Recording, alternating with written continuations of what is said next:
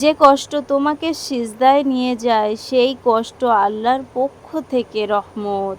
মানুষ যখন মানুষকে হারিয়ে ফেলে তখন আল্লাহর দরজায় ফিরে আসে, আর যখন সে কাঁদতে কাঁদতে বলে, হে আল্লাহ আমি আর পারছি না, তখনই আল্লাহ বলে, আমি তো সব সময় তোমার সঙ্গে ছিলাম, তুমি কোথায় ছিলে আমার প্রিয় বান্দা।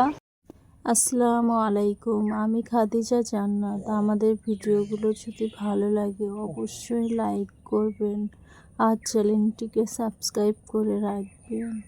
কষ্ট কখনো তোমার শত্রু নয়, কষ্ট অনেক সময় আল্লাহর একটি আহ্বান। তিনি তোমাকে ডাকেন তার দিকে ফিরে আসার জন্য। তাই যখন হৃদয় ভারী হয়ে আসে, জীবনের বেদনা ছেয়ে যায়, তখনই বুঝে নিও এটা তোমার রবের কাছ থেকে একটি বিশেষ ডাক।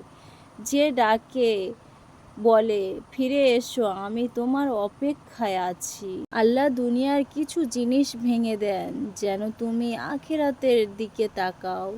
তুমি যখন বিশ্বাসঘাতকতা পাও, অপমান পাও, অপচেষ্টা করো, ব্যর্থ হও, তখন মনে রেখো আল্লাহ তা জানেন।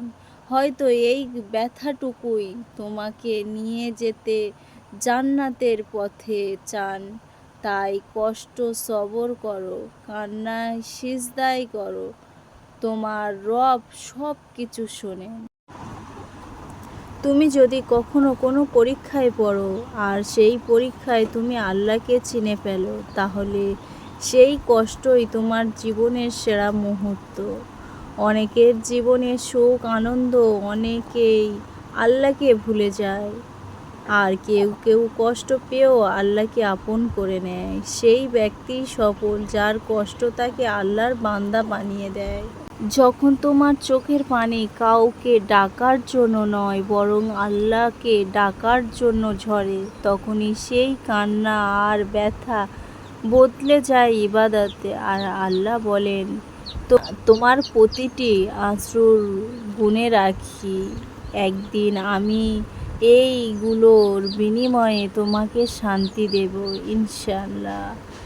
আমাদের ভিডিওগুলো যদি ভালো লাগে অবশ্যই চ্যানেলটিকে সাবস্ক্রাইব করে রাখবেন।